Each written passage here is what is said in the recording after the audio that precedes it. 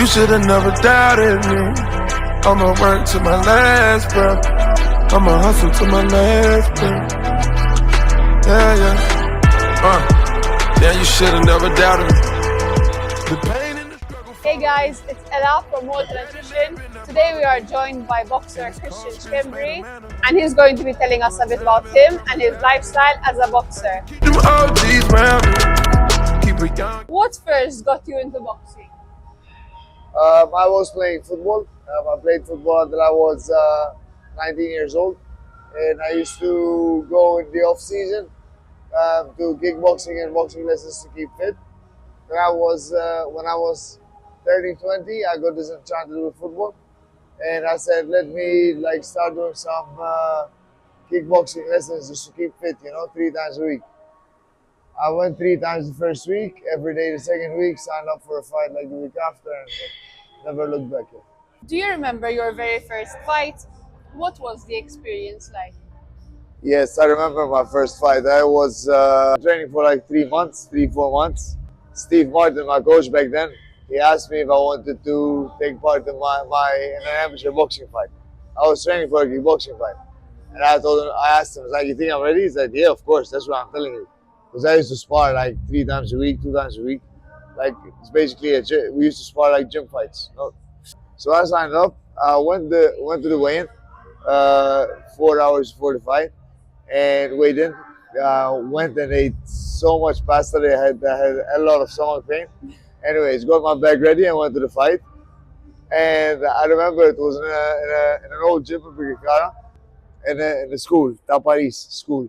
And so there was this, the ring is here, and then like the whole room is packed from like a couple of meters away from the ring, people shouting and screaming. And we're warming up just like in the room just beside, and you can feel the energy and the people screaming. And I was, pardon my French, shitting my pants. I was like, I want to go away, I want to go away. And in amateur boxing, the coach is not allowed to walk into the ring with you if he's not a strictly amateur coach. And back then, Steve has started to fight as a professional. So in the dressing room, we were alone. Walking up to the ring, we were alone.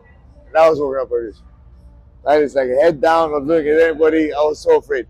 And then when I entered the ring, it's like something switched. They put on my headgear, and because back then amateur boxing was still fought with headgear, and I locked eyes with my opponent, and I'm thinking to myself, okay, now it's go time. Let's have this. And I won my first fight. It was a good one.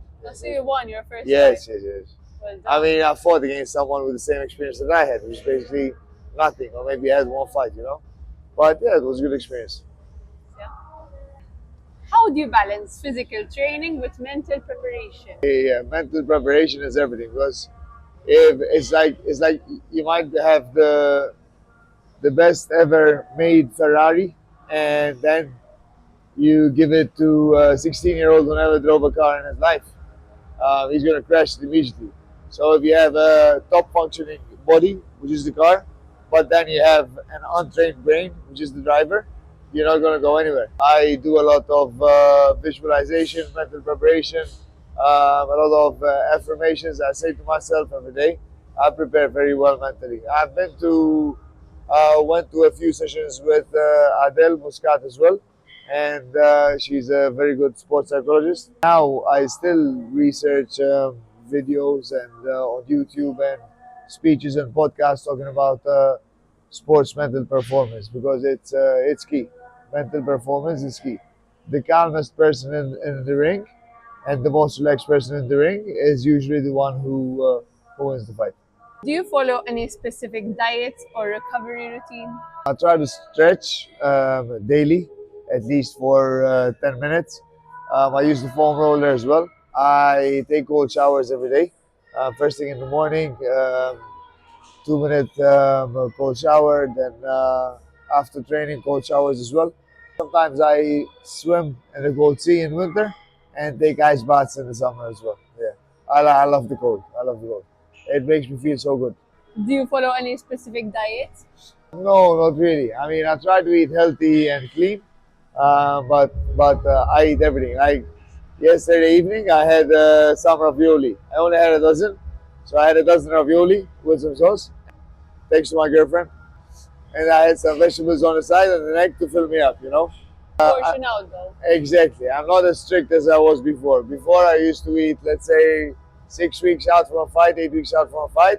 I'm only gonna eat like chicken, vegetable, and rice, or different types of meat and fish, you know. But now I try to balance it out, you know. So if I say You eat what you want, but you portion it down. exactly. Calorie wise, I try to stay within my I Calorie stay deficit. within my limits and on a calorie deficit. But it's sometimes it's better to not be as strict and be more relaxed. Because if you're more relaxed, you perform better. Yeah. What's going on through your head during those final rounds of a fight? During the final rounds of a fight, it depends. I mean, if you're comfortably ahead, you just want to make sure to stay calm and follow the game plan and not show off or not try to go for knockout too much because you will expose yourself. If the fight is neck and neck, then you're thinking to yourself, I'm probably losing, so I need to fight harder, do this better, do that better. And I mean, if you feel like that you're losing, or if your coach is telling you you're losing, and there's no way you're going to win this on points, then you go for broke. You try to knock the other guy out. You know, me myself as a fighter, not everybody thinks like me, but I'd rather go out on my shield. If I'm losing on points, I'd rather try to get the knockout and win by knockout, and maybe in the process get knocked out or drop myself. I've never been knocked out. I've been dropped when I was caught cold for a couple of times, but I both occasions, no, 3 times actually, both occasions. The first 2 occasions I won the fight. I stopped him after they dropped me. I won. I knocked him out, and the third one he dropped me. I did really good in the fight, but I still lost some points. But anyways, I was never knocked out. But I would rather try to go for the win and go out like properly instead of like trying to survive and just running away all the time. You know? The objective is always to win the fight. The second objective is to finish the fight, you know. But you're always going to go for the win. Until now, thank God, touch wood, I always finish the fights. I have like 38 fights and I won 26 of them. So yeah, it's good. And then I finished them all standing up, so it's good. How do you adapt mid-fight when things aren't going as planned? Well, you have to adapt. I mean, it depends. If you see that you're doing something and it's not working, you have to change. So if you're being aggressive and too aggressive, and your aggressiveness is being used against you, then you have to take a step back and try to let the other guy come to you. You know, if you're too passive and you're not landing meaningful shots, then you have to throw more punches and be more aggressive. But you have to use your brain. You know, like since I've been fighting, I think I didn't adapt only, and I kept doing the same thing the whole fight, and it wasn't working. Only one time, and I got beat up really badly, and really badly. And I promised myself that I will never. Yeah, it's true. I will never do it again in my life. You know. So intelligence and your brain is everything. Do you study your opponents before a fight? What do you look for?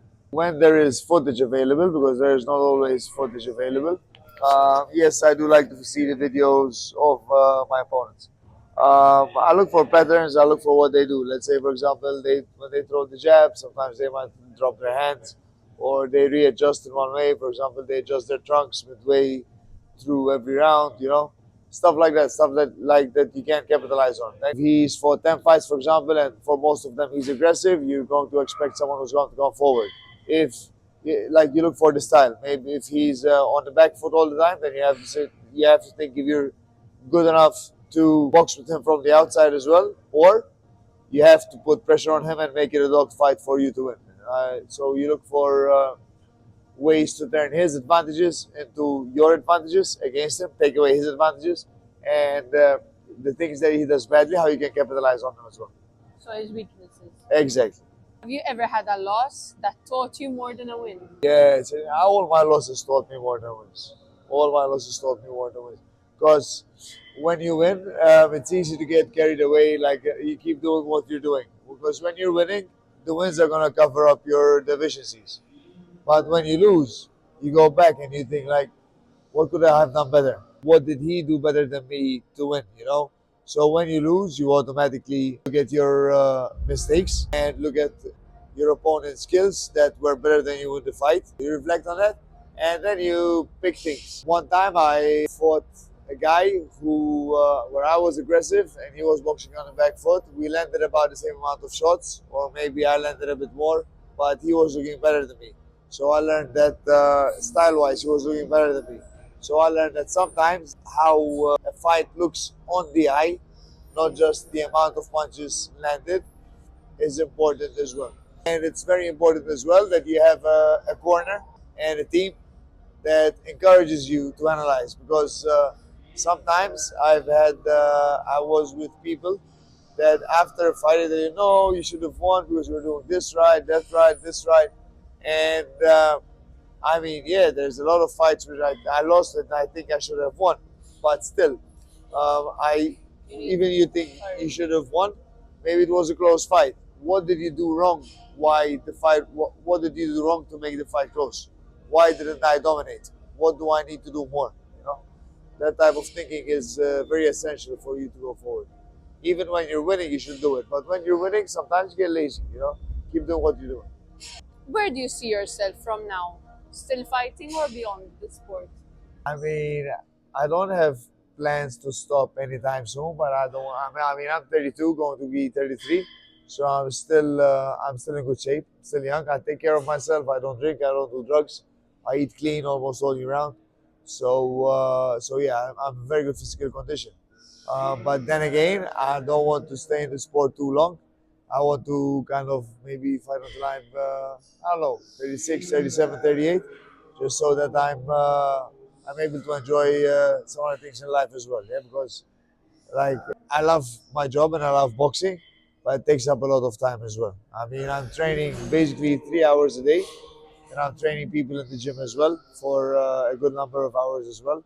So you spend between 8 to 12 hours a day at the gym. So yeah, I will keep coaching for sure because I love it. You know. Is there a dream opponent you'd love to face? I don't know.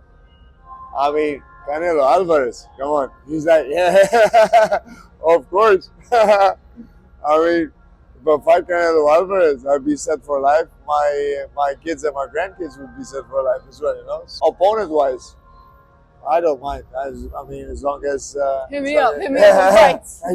as long as it's a good fight, I'll take it. Yeah, as long as it's a good fight, I'll take it. I don't mind. So it's good.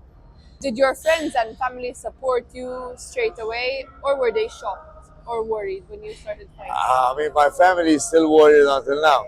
Some of my friends, they know how much I love it, but they still tell me, it's like, Chris, you know, it's like, now we're growing up. And I'm like, yeah, but I'm not old either. It can be a dangerous sport if you do it in the wrong way.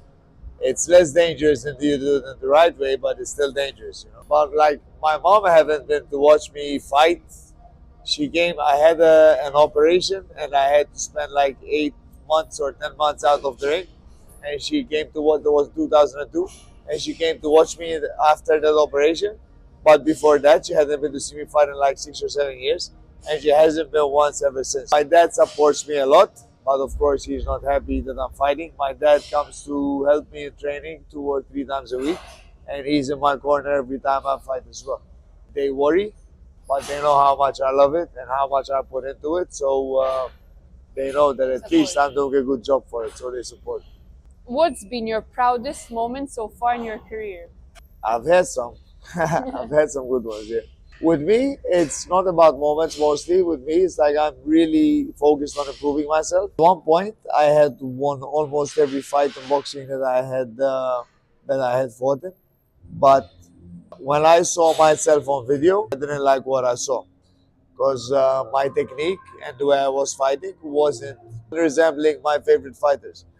Now, if I look at myself on video, I like what I see, so I'm proud of myself. Now, with regards to results, in my fourth pro fight, I fought against first pro fight, I fought against Scott Dixon 10 rounds, and I lost some points. In my fourth one, then in our rematch, I won on points and I won a belt from the Maltese Boxing Association. So that was a good one. Been abroad to fight in some really good atmospheres in Switzerland and England, and even though I lost on points, they both of the fighters told me that it was their toughest fight. So that's proud for me as well. I'm proud of that. I won a UBO Intercontinental Belt, and then they invited us into Castile to have a meeting with the Prime Minister back then. So yeah, that was a nice moment as well. And that fight, and I'm proud of that belt mostly as well because in that fight I got knocked down in the second round. I came out, I got up and continued fighting, and I stopped him in the fifth round. Now next week I'm gonna go abroad again. So 18th April to Italy, to Pescara, to fight for the IBO Mediterranean title, and that's going to be a good fight as well, and I'm going to be proud of that no matter what, But I know that I covered all the bases in training, and I just want to go there and have fun now. Ever had a funny or weird moment in the ring? Yeah, first pro fight, I went up without the groin guard, and I had to change my groin guard on the side of the ring, and everybody was like, "Whoa!" A stupid moment in a fight with Richard Vella where I was in the corner. No, my tape got off my glove, and usually the cornerman just comes up and puts more tape on, but my cornerman didn't have tape with them, so we had to wait for like 5 minutes over there until they get the tape, and I lost the point as well. The referee deducted the point as well for that. Yeah, it wasn't even my fault, but yeah, I think those are my two stupidest moments in advice. Now, to round things up, what advice would you give to younger fighters just starting out? Find the best possible coach for them in their situation, because it's not just about hard work. It's about training in a good and smart and intelligent way. And there are now a number of good coaches in Malta to take care of themselves and their bodies, to not go out and drink copious amount of alcohols and other substances, because over time you might not see the damage now, but over time it accumulates and it's not good. And to stick to the plan, and if you lose a fight, don't try to ditch and change everything completely. Keep doing what you're doing, but improve on that. See what you're doing wrong, and change that. And most of all, listen to your body. Don't take the piss. Like train 3 days out of 7. But when a fight is coming in, don't overtrain. If you feel like, if you wake up in the morning and you cannot move, don't go out and run just because it's in your program. Like, take the morning off, or maybe change it up. Instead of running, do it on the bike because it's less impact. Thank you, Christian. Thank you for giving us your time. Thank you for having me with me. Us. Thank you. Thank Sorry, you thank you for having you. Thank you for having me. Thank you for having me. And thank you for joining us. Thank you, Malta Nutrition, and we'll see you guys in the next interview. This was Christian Schembri. Totally banging.